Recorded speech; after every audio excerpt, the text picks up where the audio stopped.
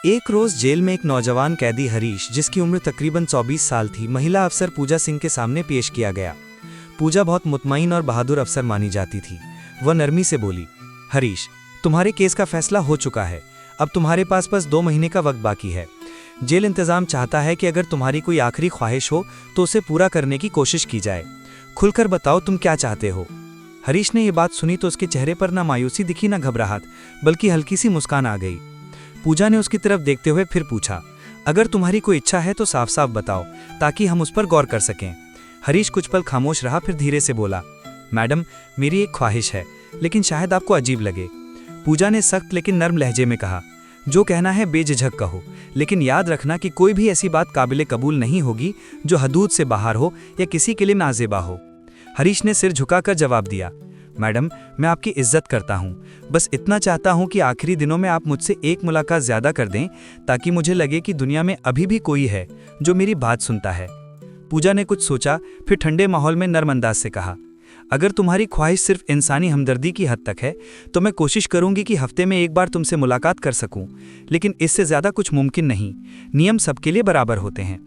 हरीश ने सिर हिलाया और मुस्कुराकर कहा, शुक्रिया मैडम, मुझे बस इतना ही काफ़ी है। पूजा ने फाइल बंद की और चलाते हुए बोली, ठीक है हरीश, तुम्हारी बात नोट कर ली गई है। तुम अपने बचे हुए दिनों को सुकून से गुजारने की कोशिश करो। कमरे का माहौल एक पल को खामोश हुआ, लेकिन पहली बार हरीश के चेहरे पर सुकून की हल्की सी झलक नजर आई। हरीश ने पूजा की आंखों में देखते हुए हल्की मुस्कान के साथ कहा, मैडम, मेरी आखिरी तमन्ना बस इतनी है कि अपने बचे हुए दिनों में मुझे किसी नेक, शरीफ और तजुर्बेकार शख्स से रोजाना थोड़ी देर बात करने का मौका मिले, ताकि मेरे दिल का बोझ हल्का हो सके। ये सुनकर पूजा के चेहरे पर नापसंदगी साफ झलक गई। उसे उम्मीद नहीं थी कि हरीश ऐसा कोई गैर जरूरी और अनुचित ख्याल भी सामने रखेगा। पूजा ने सख्त लेके नियंत्रित लहजे में कहा, हरीश, तुम्हें अंदाजा है कि तुम क्या मांग रहे हो। ये कोई मामूली या काबिले कबूल इच्छा नहीं है, और ना ही ऐसी किसी बात की इजाजत कानून देता है। हम किसी भी इंसान की इज्जत या सुरक्षा को किसी कैदी की चाहत के लिए जोखिम में नहीं डाल सकते। लेकिन हरीश पर इसका कोई असर नहीं हुआ। वो बिना झिझक बोला, तो फिर मैडम, आप ही मेरी ये ख्वाहिश क्यों नहीं पूरी कर देती। आप एक समझदार और बहादुर अफसर हैं। आपकी रहनुमाई शायद मेरे लिए सबसे बेहतर हो। ये सुनकर पूजा कुछ पल के लिए बिल्कुल हैरान रह गई। उसे गुस्सा भी आया और मायूसी भी, लेकिन एक अधिकारी होने की वजह से उसने तुरंत खुद को संभाल लिया। उसकी आंखें सख्त हो गईं, मगर आवाज शांत रही। वो बोली, हरीश, मैं एक पुलिस अफसर हूं। मेरा फर्ज है कानून और सम्मान की हिफाजत करना। किसी भी तरह की बेवजह या नाजायज मांग सुनना मेरे लिए मंजूर नहीं। तुम अपनी बातों की हद समझो। पूजा वापस जाने के लिए मुड़ी और कहा, अगर तुम्हें कोई वाजिब और कानून के दायरे में रहने वाली आखिरी ख्वाहिश बतानी हो तो सोच समझकर बताना, हम उसे पूरा करने की कोशिश करेंगे। लेकिन हरीश अपनी वही बात बार बार दोहराता रहा। पूजा आखिरकार कमरे से निकलकर अपने दफ्तर लौटी। उसके चेहरे पर हल्की थकान और सोच की लकीरें साफ दिखाई दे रही थीं। हरीश की बातों के बाद पूजा के मन में कई सवाल उठने लगे। क्या कोई कैदी सच में ऐसी अजीब और अनुचित इच्छा रख सकता है, या इसके पीछे कोई छुपा हुआ राज है जिसे वो समझ नहीं पा रही थी। उसे महसूस हुआ कि मामला जितना दिखता है उतना साधारण नहीं है। दोस्तों, अब सवाल यह है कि क्या उस महिला पुलिस अफसर ने उस कैदी की आखिरी ख्वाहिश पूरी की या नहीं। जानने के लिए वीडियो के अंत तक हमारे साथ बने रहें। और हाँ, वीडियो को लाइक और चैनल को सब्सक्राइब करना बिल्कुल मत भूलिए। अब आज की इस सच्ची और रोचक घटना की शुरुआत करते हैं। इस कहानी की मुख्य किरदार थी एक महिला पुलिस अधिकारी, पूजा सिंह। पूजा हाल ही में अपने थाने की प्रभारी बनी थी। ईमानदार, निडर और कर्मठ। वो अपनी वर्दी में 1 साल भी पूरा नहीं कर पाई थी, लेकिन अपने साहस और न्यायप्रियता की वजह से पूरे इलाके में लोग उस पर भरोसा करने लगे थे। उसके क्षेत्र में कोई भी अपराध होता, पूजा तुरंत वहां पहुंच जाती। चाहे मामूली चोरी हो या कोई गंभीर विवाद या घरेलू समस्या, वो किसी को भी अनदेखा नहीं करती थी। एक दिन दोपहर के समय वायरलेस पर सूचना आई, मैडम, देवगांव में एक युवक ने अपनी मां पर हमला किया है। महिला की हालत गंभीर है, कृपया तुरंत पहुंचिए। ये सुनते ही पूजा सरकारी जीप में बैठ गई।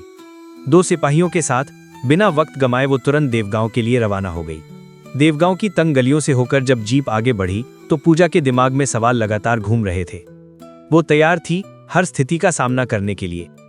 पूजा जब पुराने कच्चे घर के पास पहुंची तो वहां लोगों की भीड़ लगी हुई थी। सब लोग आपस में हौले हौले बात कर रहे थे, लेकिन किसी को असली बात का इल्म नहीं था। पूजा अंदर गई तो मंजर देखकर हैरान रह गई। एक बुजुर्ग औरत, फूलवती देवी, जमीन पर बेहोश पड़ी थी। उनके पास करीब 21 साल का एक नौजवान खड़ा था। उसके हाथ में बस एक लकड़ी की लाठी थी, लेकिन उसके चेहरे पर डर नहीं बल्कि खाली सी नजरें थी, जैसे उसे खुद भी समझ नहीं आ रहा कि मामला क्या हुआ। पूजा ने सख्त लहजे में कहा, अपने हाथ की लाठी नीचे रखो और हमारे साथ चलो। लड़के ने फौरन लाठी नीचे रख दी। ना कोई इनकार, ना कोई भागने की कोशिश। यही बात पूजा को और परेशान कर रही थी। वो उसे जीप में बैठाकर थाने ले आई। वहां उसे एक अलग कमरे में बैठा दिया गया। पूजा ने सोचा कि पहले घायल औरत का इलाज करवाया जाए, उसके बाद ही पूछताछ होगी, लेकिन उसके दिल में अजीब सी बेचैनी थी, क्योंकि उस लड़के की आंखों में उसे गुनहगार नहीं बल्कि टूटा हुआ इंसान नजर आ रहा था। करीब 3 घंटे बाद ऊपर से हुक्म आया कि लड़के को 24 घंटों में अदालत में पेश करना है।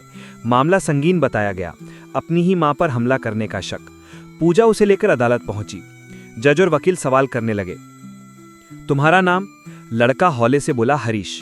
क्या तुमने अपनी मां पर हमला किया? हरीश खामोश रहा। क्या तुम खुद को दोषी मानते हो? लेकिन उसका जवाब वही, सन्नाटा। अदालत में सारे सबूत साफ थे। हरीश के पास लाठी मिली थी, उसकी मां बेहोशी की हालत में मिली थी और वो वहीं मौजूद था। उसकी लगातार खामोशी को अदालत ने उसके खिलाफ माना। जज ने फैसला सुनाते हुए कहा, हरीश वर्मा, पेश किए गए सबूतों की बुनियाद पर आपको आईपीसी 302 पार्ट 2 के तहत गुनहगार करार दिया जाता है। मामले की नाजुक हालत को देखते हुए आपकी सजा 2 महीने बाद लागू होगी। ये सुनकर अदालत में हलचल फैल गई, लेकिन हरीश बिल्कुल शांत खड़ा रहा। न किसी तरह का डर, न अफसोस, न गुस्सा, बस एक खाली सी नजर। पूजा कोर्ट रूम के बाहर खड़ी सोचती रही, क्या ये वही लड़का है जिसे मैंने देवगांव में देखा था, जिसकी आंखों में गहरी खामोशी थी, जैसे अंदर कुछ टूट चुका हो। फैसले के बाद पूजा उसे वापस थाने लाई और कोठरी में बंद कर दिया, लेकिन उसके चेहरे पर आज भी कोई बदलाव नहीं था, जैसे वो हर बात से बेपरवाह हो।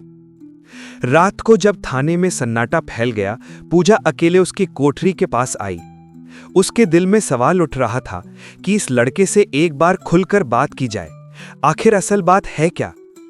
धीमी आवाज में उसने पूछा, तुम्हें जरा भी दुख नहीं होता? तुम्हारी मां अस्पताल में जिंदगी से जूझ रही हैं, तुम्हारी सजा 2 महीने बाद लागू होगी और तुम फिर भी इतने खामोश कैसे हो? हरीश ने उसकी तरफ देखा और हल्की सी मुस्कुराहट दे दी। यह देखकर पूजा को गुस्सा आ गया। वो सख्त लहजे में बोली, तुम्हें मुस्कुराने की वजह क्या है? जिस फूलवती देवी ने तुम्हें जन्म दिया। हरीश का हाल देखने के बाद भी उसकी हल्की सी मुस्कान बनी हुई थी। पूजा समझ नहीं पा रही थी कि वो खामोश क्यों है। उस मुस्कान के पीछे जैसे कोई छुपा हुआ दर्द था, शायद कोई सच जो अभी सामने आना बाकी था। पूजा के दिल में बार बार यही सवाल उठ रहा था कि क्या हरीश वाकई कसूरवार है, या फिर इस मामले में कोई ऐसा पहलू है जो अब तक किसी की नज़र में नहीं आया। उस दिन थाने का माहौल सुबह से ही काफ़ी भारी था। काम का दबाव भी ज्यादा था और सख्त मगर समझदार पुलिस अफसर पूजा सिंह एक एक करके सारे केस निपटा रही थी, मगर उसके अंदर एक अजीब सी बेचैनी मौजूद थी। वही कैदी हरीश, जिसे अदालत ने सजाए मौत सुना दी थी, उसका ख्याल पूजा के जहन से निकल ही नहीं रहा था। वो सोच रही थी कि ये लड़का इतना खामोश क्यों है। अदालत में भी कुछ नहीं बोला, गिरफ्तारी के वक्त भी कोई विरोध नहीं किया। ऐसा लगता था जैसे या तो उसने अपना जुर्म कबूल कर लिया हो, या फिर उसके पास अपनी बेगुनाही साबित करने का कोई रास्ता नहीं बचा। दोपहर के वक्त एक खातून घबराई हुई हालत में थाने पहुंची। उसके चेहरे पर डर साफ दिख रहा था और आंखों में आंसू थे। उसने रुंधी हुई आवाज में कहा, मैडम, हमारे घर में कोई दाखिल होकर सामान ले गया, गहने, पैसे, सब कुछ गायब है। उसकी सांस तेज चल रही थी। पूजा ने फौरन सिचुएशन को गंभीरता से लिया। उसने अपने भरोसेमंद कांस्टेबल सुरेश और राजीव को हिदायत दी, तुम दोनों इस खातून के घर जाओ, पूरा मुआयना करो, आसपास भी अच्छी तरह देखना और हर सबूत को ध्यान से नोट करना। थाने में अब केवल 2 लोग रह गए थे, एक तरफ पूजा सिंह और दूसरी तरफ कोठरी में बैठा हरीश। पूजा धीरे धीरे कोठरी के पास टहलती हुई आई और कुछ देर खामोशी से खड़ी रही। फिर उसने धीरे से पूछा, तुम्हें दुख नहीं होता हरीश? अदालत ने तुम्हें सजा सुना दी है, 2 महीने बाद तुम इस दुनिया में नहीं रहोगे। लेकिन हरीश चुपचाप बैठा रहा। उसके चेहरे पर शांति थी, मगर उस शांति के भीतर जैसे कोई उथल-पुथल छुपी हुई हो। पूजा की आवाज थोड़ी कठोर हो गई। तुम आज तक कुछ क्यों नहीं बोले? अदालत में भी नहीं, यहां भी नहीं। अपने जुर्म को कबूल तक नहीं किया। क्या तुम्हें लगता है कि चुप रहकर तुम बच जाओगे? गलती तो तुम्हारी ही है। अगर सच में तुमने फूलवती देवी पर हमला किया है तो सजा मिलनी ही चाहिए। ऐसे गुनाह माफ नहीं होते।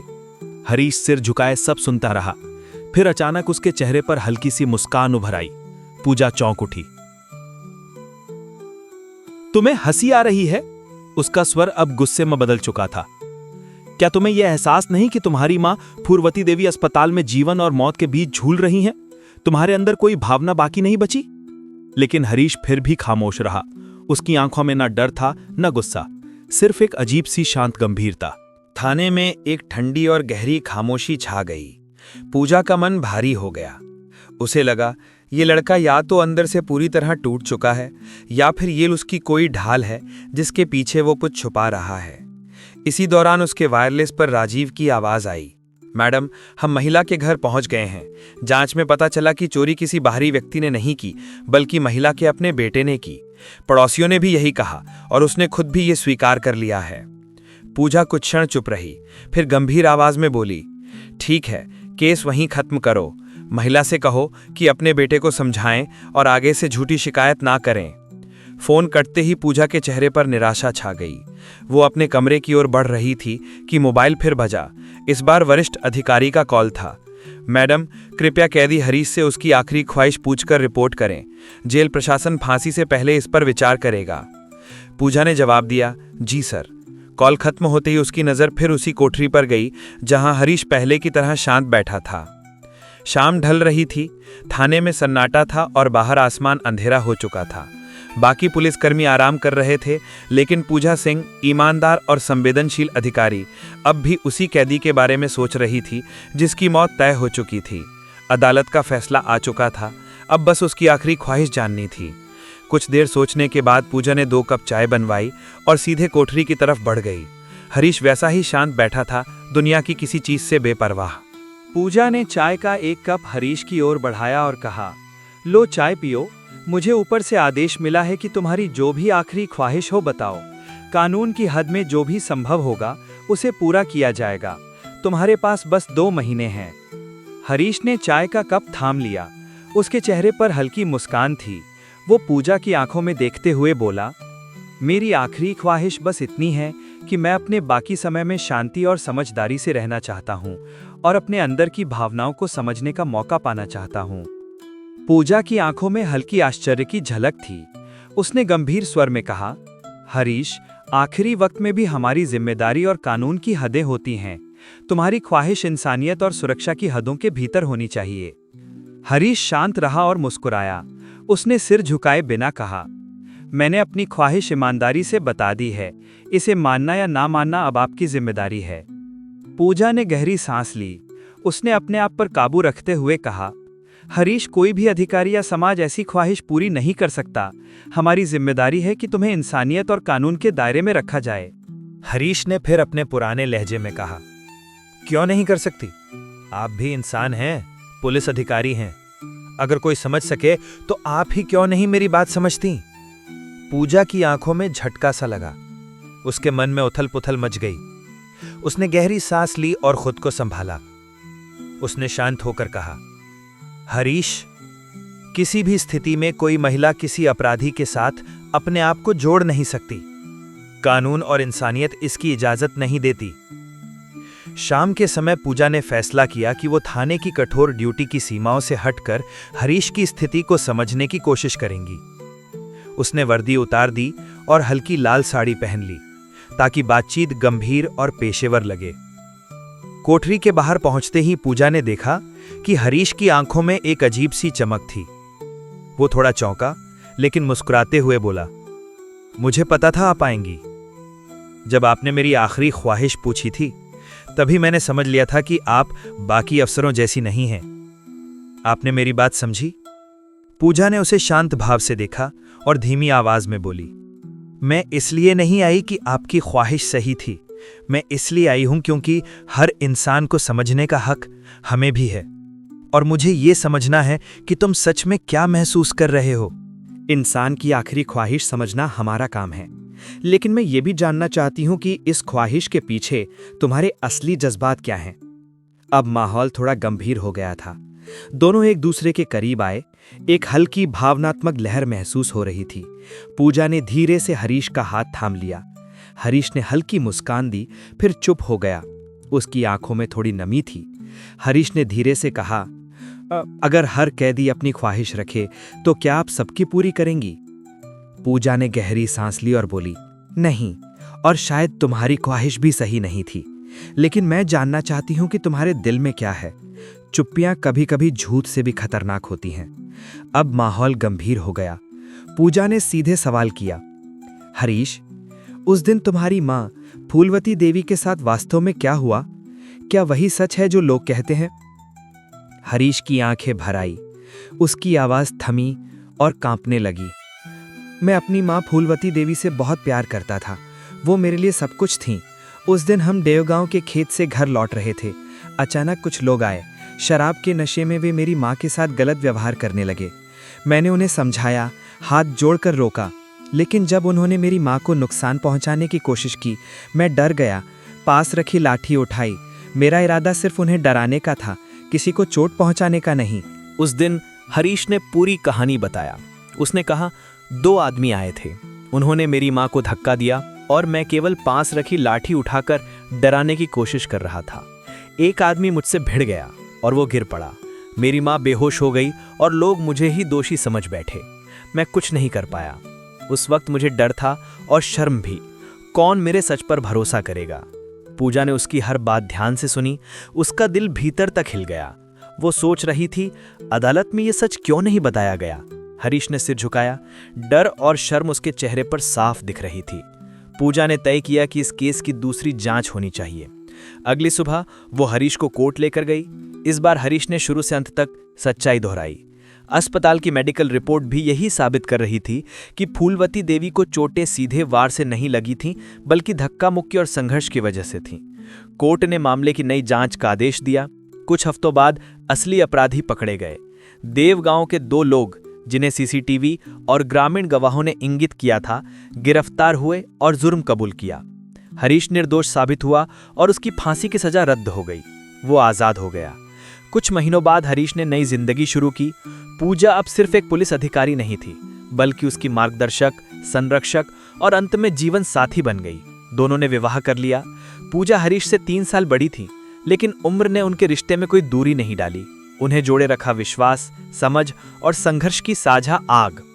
इस कहानी से हमें यही सीख मिलती है कि सच सामने आने में देर जरूर हो सकती है, लेकिन वो जरूर सामने आता है। हर चुप्पी कमजोरी नहीं होती, कई बार वो भीतर छुपे तूफान को छुपाती है। आज भी कई हरीश चुपचाप अपनी सजा काट रहे हैं, कभी डर की वजह से, कभी मजबूरी की वजह से और कभी समाज की जल्दबाजी की वजह से। अगर आपको ये कहानी पसंद आई तो लाइक करें, चैनल सब्सक्राइब करें और अपनी राय कमेंट में जरूर साझा करें।